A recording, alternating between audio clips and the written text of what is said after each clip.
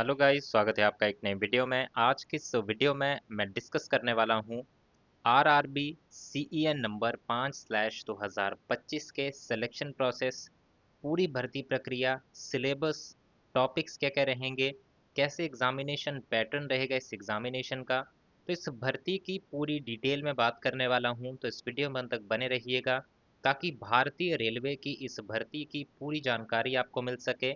साथ ही साथ हमारे इस चैनल को आज ही सब्सक्राइब कर लें और बेल आइकन भी प्रेस कर दें ताकि इस तरह की जो हम जानकारी अपने इस चैनल पे लेके आते हैं गवर्नमेंट जॉब्स के रिगार्डिंग, वो जानकारी आप तक पहुंच सके। साथ ही साथ ऑफिशियल जो अपडेट्स होते हैं गवर्नमेंट जॉब्स के, उनके नोटिफिकेशंस और एप्लीकेशन फॉर्म भरने के रिगार्डिंग जो लिंक होते हैं, उनकी पूरी जानकारी पाने के लिए टेलीग्राम चैनल से भी जुड़ जाइएगा और व्हाट्सएप चैनल से भी जुड़ जाइए। लिंक आपको वीडियो के डिस्क्रिप्शन में मिल जाएंगे। शुरुआत करेंगे आज की इस वीडियो की। तो आप देख सकते हैं ये वैकेंसी का नोटिफिकेशन जारी किया गया है मिनिस्ट्री ऑफ रेलवेज के द्वारा और यहाँ पर इसका सीईएन नंबर है 5/2025। काफ़ी कैंडिडेट यहाँ पे कंफ्यूज हो रहे होंगे, सीईएन क्या है? तो सेंट्रलाइज्ड एम्प्लॉयमेंट नोटिस को सीईएन कहा जाता है। ये वैकेंसीज हैं junior engineer, depot material superintendent, chemical and metallurgical assistant. इसके लिए एप्लीकेशन फॉर्म अभी आपके भरे जा रहे हैं जिसकी लास्ट डेट है 30 नवंबर 2025। 31 अक्टूबर से एप्लीकेशन फॉर्म भरना शुरू हो चुके हैं और टोटल वैकेंसीज हैं पूरे भारत की 2569। एज इसमें आपकी मांगी गई है 18 से 33 साल के बीच में और जूनियर इंजीनियर के लिए आपने 3 साल का डिप्लोमा किया होना चाहिए। डिपो मटेरियल सुपरिंटेंडेंट के लिए आपने बीएससी किया होना चाहिए जिसमें आपने फिजिक्स और केमिस्ट्री जो है वो पढ़े होने चाहिए।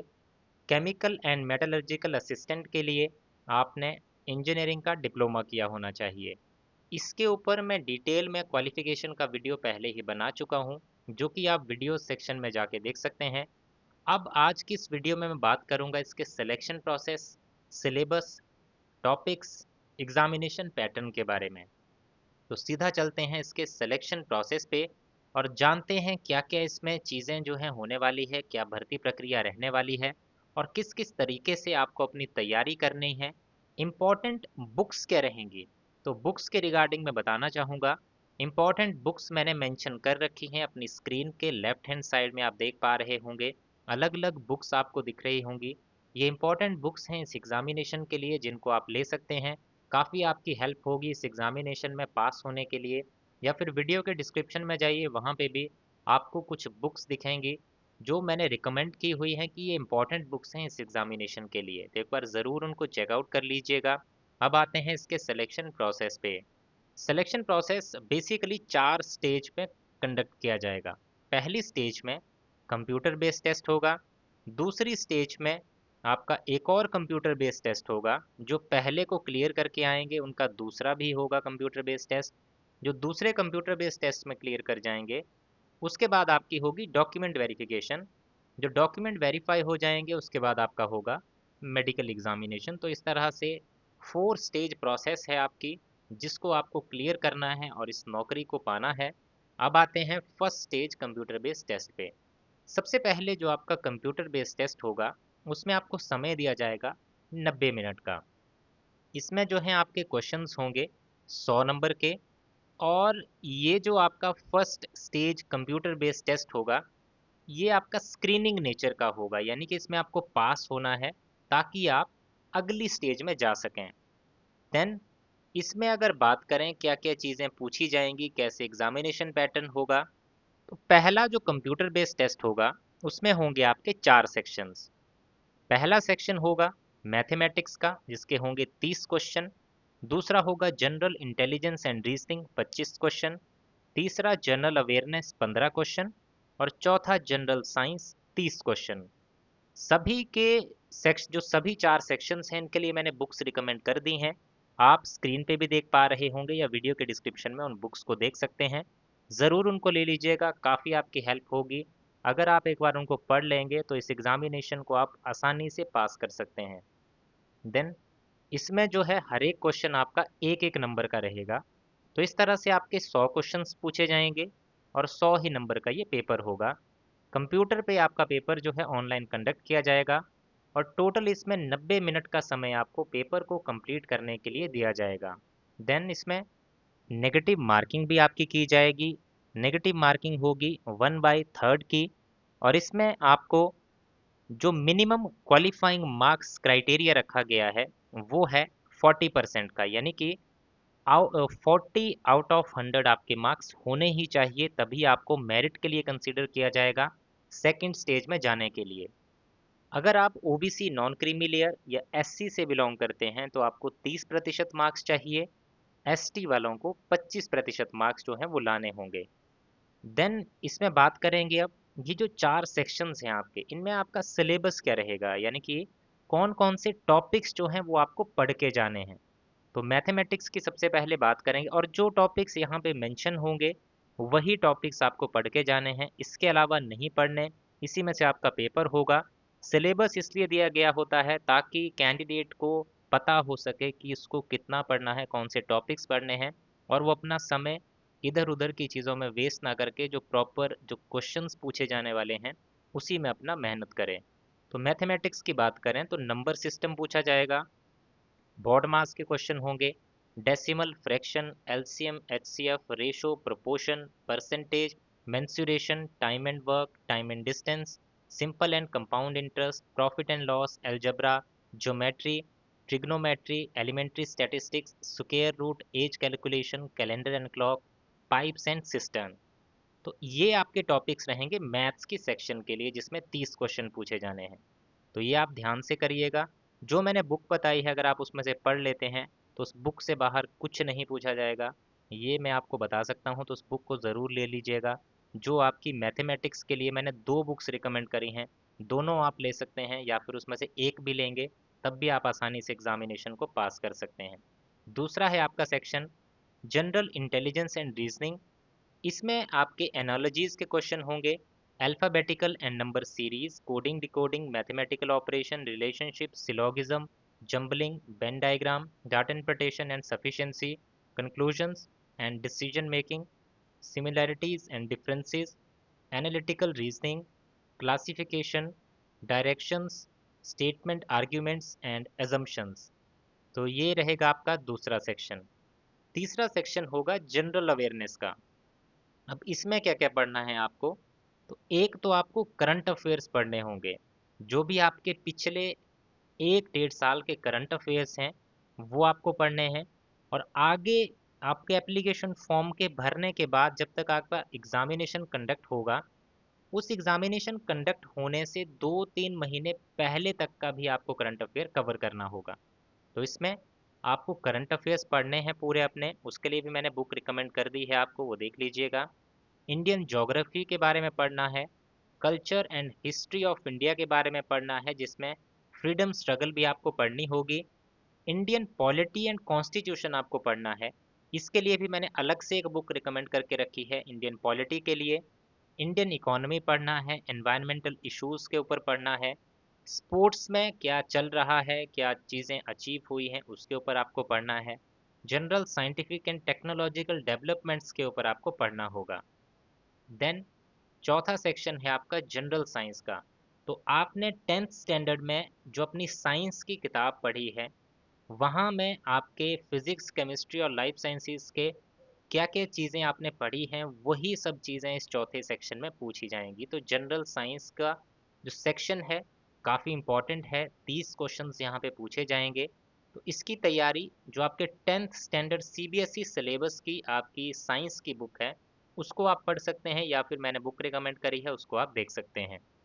ये आपके 4 सेक्शंस रहेंगे पहले कंप्यूटर बेस्ड टेस्ट के लिए। अब जो कैंडिडेट इसमें क्लियर हो जाएंगे, जो पास हो जाएंगे, वो जाएंगे अगली स्टेज में यानी कि दूसरे कंप्यूटर बेस्ड टेस्ट के लिए। ये जो होगा इसमें मिलेगा आपको 120 मिनट का समय, 150 इसमें क्वेश्चंस होंगे। सभी क्वेश्चन ऑब्जेक्टिव टाइप के होंगे, एमसीक्यू फॉर्म में होंगे और इसमें जो है क्वेश्चंस आपके अलग अलग फील्ड से पूछे जाएंगे जिसकी मैं आगे अब बात करूंगा। अब आते हैं इसके एग्जामिनेशन पैटर्न पे पहले। तो पिछले जो टेस्ट था आपका पहला उसमें 4 सेक्शन थे, दूसरे टेस्ट में आपके 5 सेक्शंस रहेंगे। पहला होगा इसमें सेक्शन जनरल अवेयरनेस का, 15 क्वेश्चन। दूसरा physics and chemistry 15 question. Basics of computers and applications 10 question. Basics of environment and pollution control 10 question. Technical abilities के होंगे 100 क्वेश्चन। ये 100 क्वेश्चन सबसे ज़्यादा इंपॉर्टेंट है आपके इस पेपर में, क्योंकि इसी पे आपका बहुत ज़्यादा जो आपकी सिलेक्शन है वो डिपेंड करेगी, क्योंकि इतना ज़्यादा क्वेश्चंस हैं एक ही सेक्शन में। तो 100 क्वेश्चंस होंगे इस टेक्निकल एबिलिटीज़ के। इस तरह से 150 क्वेश्चन, 150 नंबर का पेपर और 120 मिनट का आपको इसमें समय दिया जाएगा। इसमें भी आपकी नेगेटिव मार्किंग होगी। नेगेटिव मार्किंग होगी 1/3 की, और मिनिमम मार्क्स क्वालिफाइंग क्राइटेरिया जो पहले मैंने बताया था वही इसमें भी एप्लीकेबल रहेगा। अब सिलेबस के ऊपर आते हैं, ये ध्यान से देखिएगा। जो जनरल अवेयरनेस वाला पोर्शन है, जो पहले कंप्यूटर बेस्ड टेस्ट में ये पोर्शन था, सेम सिलेबस रहेगा उसका, तो उसी की तरह आपको इसको भी तैयार करना है। दूसरा है फिजिक्स एंड केमिस्ट्री। जो आपने पहले कंप्यूटर बेस्ड टेस्ट के लिए जो सिलेबस था उसमें, वही यहाँ पे भी आप फॉलो करेंगे, वही यहाँ पे भी सिलेबस आपका रहने वाला है। दूसरा सेक्शन भी क्लियर हो गया। तीसरा है basics of computers and application. तो इसमें आपके कंप्यूटर के रिलेटेड क्वेश्चन यहाँ पे पूछे जाएंगे, जिसमें आर्किटेक्चर ऑफ कंप्यूटर में input and output device, storage device, networking, operating system क्या होते हैं, इंटरनेट, ईमेल क्या होता है, website, web browser, computer virus, इसके ऊपर क्वेश्चन पूछे जाएंगे। इसके लिए मैंने बुक रेकमेंड करी है, वो आप देख लीजिएगा। डी सेक्शन जो है आपका वो है basics of environment and pollution control. इसमें आपके क्वेश्चंस रहेंगे इन्वायरमेंट के ऊपर, हमारे वातावरण के ऊपर। इसमें पूछा जाएगा adverse effect of environmental pollution and control strategies. तो जो एनवायरमेंटल पोल्यूशन है उसका एडवर्स इफेक्ट क्या है, इस तरह के क्वेश्चंस होंगे। उनको कंट्रोल कैसे किया जाए पोल्यूशन को, उसके ऊपर क्वेश्चंस होंगे। Air pollution, water pollution, noise pollution के ऊपर क्वेश्चन होंगे, उनका इफेक्ट क्या है, उनको कंट्रोल कैसे किया जा सकता है। वेस्ट मैनेजमेंट के ऊपर क्वेश्चंस होंगे। ग्लोबल वार्मिंग के ऊपर होंगे, एसिड ड्रेन के ऊपर होंगे, ओजोन डिप्लीशन के ऊपर होंगे। तो इन टॉपिक्स के बारे में आपको पर्टिकुलरली पढ़ लेना है, ताकि इसके बारे में कुछ भी पूछा जाए आप उसका जवाब दे सकें। लास्ट सेक्शन जो सबसे इम्पोर्टेंट सेक्शन है, टेक्निकल एबिलिटीज़। इसमें जो क्वेश्चंस होंगे आपके, ये क्वेश्चंस आपसे पूछे जाएंगे आपकी क्वालिफिकेशन जो आपने कर रखी है उसके बेसिस पे। अब आपकी क्वालिफिकेशन के बेसिस पे अलग अलग एग्ज़ाम ग्रुप बना रखे हैं। जो भी एग्ज़ाम ग्रुप आपका होता है उसी के रिलेटेड आपसे क्वेश्चंस यहाँ पे पूछे जाएंगे। जैसे कि जिन्होंने डिप्लोमा कर रखा है mechanical, production, automobile, manufacturing, mechatronics, industrial, machining, tools and die making, तो इस इनका जो एग्ज़ाम ग्रुप रहेगा ये रहेगा मैकेनिकल एंड अलाइड इंजीनियरिंग का। इसी तरह से इलेक्ट्रिकल वालों का electrical and allied engineering, electronics, instrumentation, communication, computer engineering, information technology, इनका रहेगा इलेक्ट्रॉनिक्स एंड अलाइड इंजीनियरिंग। और civil engineering, BSc in civil engineering, इनका रहेगा सिविल एंड अलाइड इंजीनियरिंग। और साथ ही साथ जिन्होंने बीएससी केमिस्ट्री एंड फिजिक्स का कर रखा है, जिन्होंने बीएससी के बेसिस पे अपना एप्लीकेशन फॉर्म भरा है, उनका एग्ज़ाम ग्रुप रहेगा CMA। तो इस एग्जामिनेशन ग्रुप जो आपके होंगे उसके बेसिस पे आपसे क्वेश्चंस यहाँ पे पूछे जाएंगे।